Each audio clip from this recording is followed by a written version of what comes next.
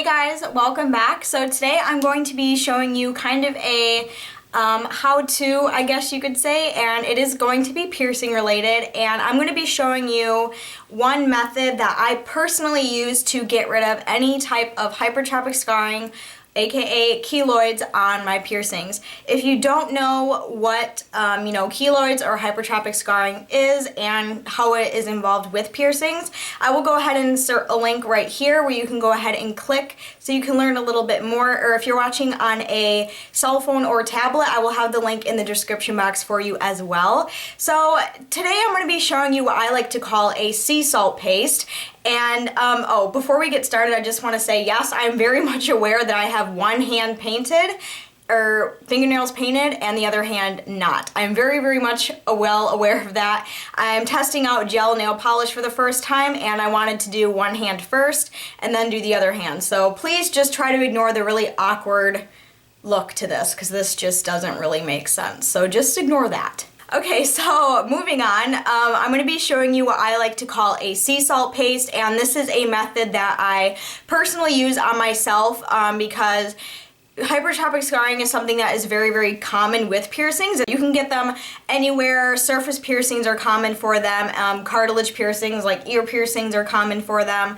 So I'm just going to be showing you how I do the sea salt paste and how I apply it and how long I leave it on for and how I do it. I do actually have one, which is why I have my hair up today and out of my face, because the one that I'm going to be treating today is on my Tragus Piercing, which is right here. I'm not sure, but you can probably see it from there already, but I'm going to zoom you in and show you. And I'm also going to show you pictures of what it was like when it was at its worst and how it's been doing, since doing my little sea salt paste kind of technique. So I will go ahead and show you what it looks like now, and then I'll insert a picture of like what it looked like at its worst. So here's what it looks like. As you can see, it's just that little kind of skin colored reddish smoothed over bump. So that is what it looks like now. About 5 days ago it was a lot bigger and it was a lot more red and just more noticeable. So since doing this, it has gone down a little bit, and I'm going to be showing you how I do the paste on these particular bumps right here.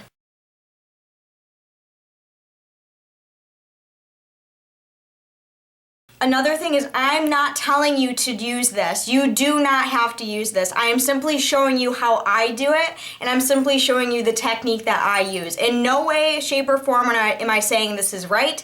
I'm not saying this is the correct way to do it. I'm not saying you have to do it this way. Not at all. I'm just showing you how I do it. Most piercers would probably pass out and be so pissed if they saw me doing this, but really, I don't give a fuck because it works for me. So keep your opinions to yourself. I'm not forcing you to watch this. I'm not forcing you to do this. I'm just simply making a how-to video. So let's get that out of the way. Right now, you don't like it?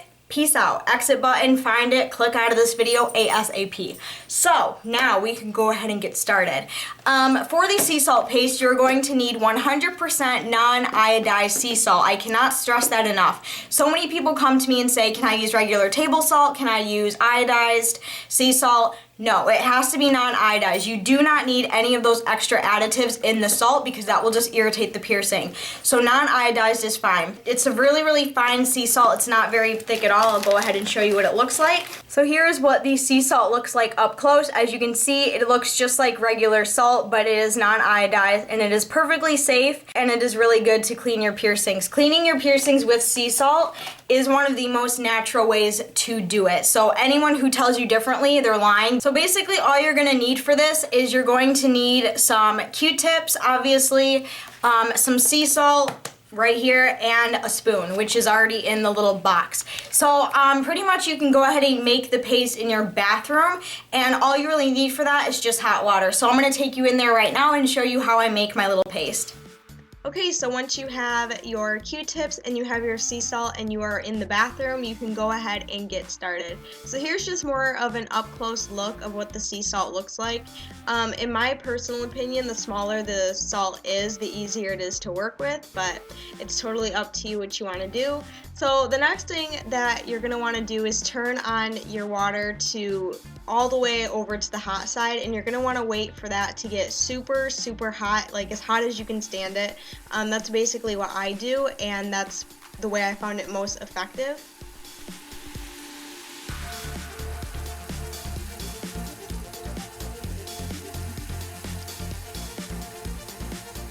So basically just letting the water run until I'm satisfied with the temperature. And then what I do is I take my sea salt and my Q-tip, and it's very straightforward. I just take water onto the Q-tip and dip it into the paste. Make sure that the Q-tip and your hands are clean for this. And basically by putting the water on the sea salt, you're creating what looks like this, which is kind of like a little paste. You can do the exact same thing with aspirin. I've never tried it personally, but you can also try that if you want. But it basically looks like that, and that's how I apply it to the bump.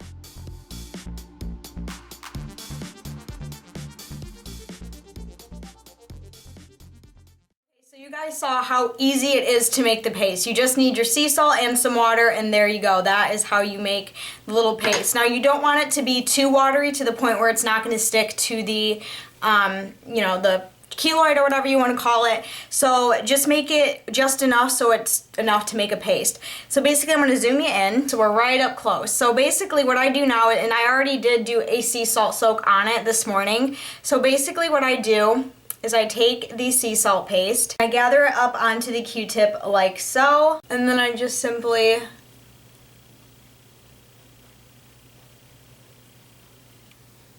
apply it to the keloid like this.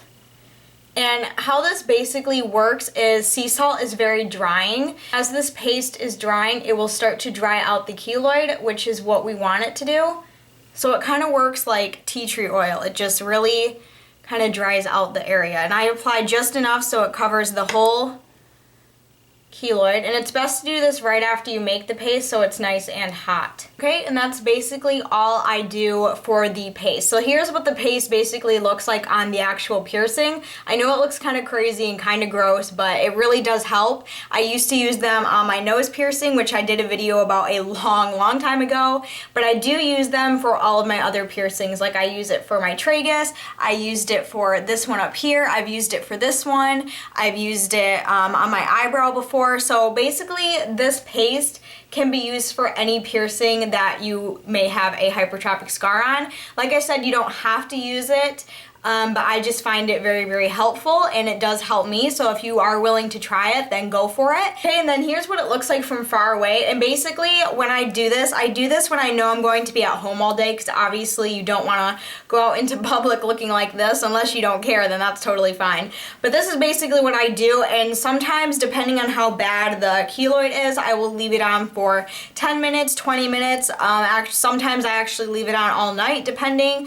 It's really all about personal preference. In no way am I saying this is the right thing to do, but for me personally, I've had great results with it. It works fantastic for me. So if you're someone who's willing to give it a go, I hope it works out for you. There's basically all there is to it. After it does dry and I go to remove the paste, basically all I do is I just take a Q-tip, run it under some hot water, and then just wipe it away carefully.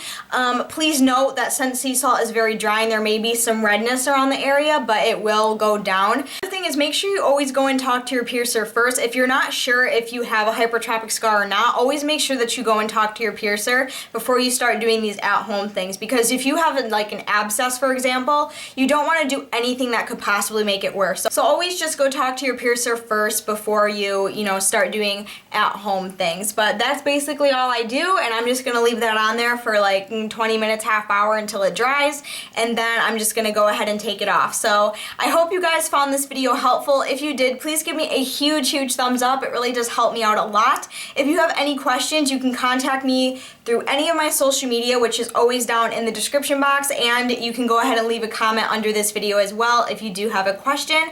I will try to get back to you as soon as I can, but until then, I will see you guys very soon in my next video. I love you guys. Bye.